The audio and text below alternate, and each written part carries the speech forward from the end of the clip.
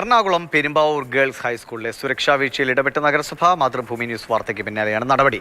തുറന്നിരുന്ന metre ബോക്സും മറ്റു വൈദ്യുതി സംവിധാനങ്ങളും മാറ്റി സ്ഥാപിക്കുന്നതിന് വേണ്ട നടപടികൾ ആരംഭിച്ചു.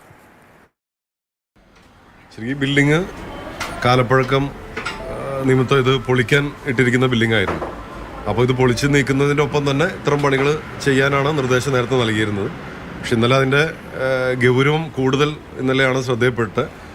അത് ശ്രദ്ധയിൽപ്പെട്ടപ്പോൾ തന്നെ ഇത് നേരിട്ട് നഗരസഭ ഇനി മറ്റുള്ള പ്രൊസീജിയറെല്ലാം ഒഴിവാക്കിക്കൊണ്ട് നേരിട്ട് ഇലക്ട്രീഷ്യനെ ബന്ധപ്പെടുകയും അദ്ദേഹത്തെ കൊണ്ട് നേരിട്ട് ഇപ്പോൾ ഈ വർക്ക് ചെയ്യിപ്പിക്കുകയും ചെയ്യണം. അപ്പോൾ അടുത്ത ദിവസം തന്നെ ഇതിൻ്റെ വർക്ക് പൂർത്തീകരിക്കാനും നമുക്ക് സാധിക്കും.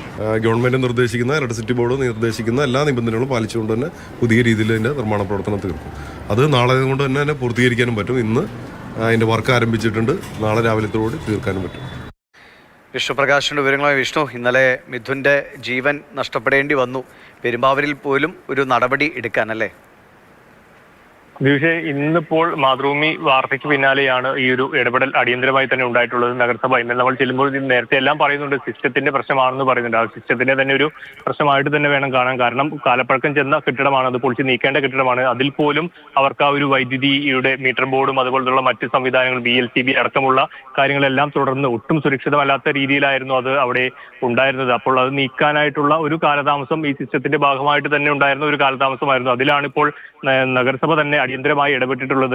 അത് വച്ചിരിക്കുന്നതിൽ ഒരു അർത്ഥമില്ല, അത് മറ്റൊരു ദുരന്തത്തിലേക്ക് നയിക്കുമെന്നൊരു തിരിച്ചറിവ് വന്നതോടുകൂടിയാണ് ഇന്നിപ്പോൾ അടിയന്തരമായി തന്നെ നഗരസഭ അതിലൊരു ഇടപെടലിട്ട് ഇന്നിപ്പോൾ ഉച്ചയോടുകൂടി തന്നെ അവർ അതിന്റെ പ്രവർത്തനം ആരംഭിച്ചിട്ടുണ്ട്. ഇന്നിപ്പോൾ അത് മാറ്റേണ്ട ജോലികളെല്ലാം ആരംഭിച്ചു. അതിപ്പോൾ ഇന്ന് വൈകിട്ടോടെ നാളെയോടുകൂടി ആ പണികൾ പൂർത്തിയായി എത്രയും വേഗം തന്നെ അത് പൂർണ്ണമായി അവിടെ നിന്ന് നീക്കം ചെയ്യും. ഇല്ലെങ്കിൽ കുട്ടികളുടെ സുരക്ഷ ഉറപ്പാക്കുമെന്നൊരു വാഗ്ദാനമല്ല, അതൊരു ഉറപ്പായി തന്നെ നഗരസഭ ചെയർമാന്റെ ഭാഗത്തു നിന്ന് നമുക്ക് ലഭിച്ചിട്ടുണ്ട്. അദ്ദേഹം തന്നെ നേരിട്ട് വന്നായിരുന്നു ആ ജോലികൾ അവിടെ ഏകോപിപ്പിച്ചിട്ടുണ്ടായിരുന്നു. നഗരസഭയുടെ കീഴിലുള്ള സ്കൂളാണ് അതാണ് നഗരസഭയ്ക്കാണ് ആ സ്കൂളിന്റെ ഒരു പ്രവർത്തനം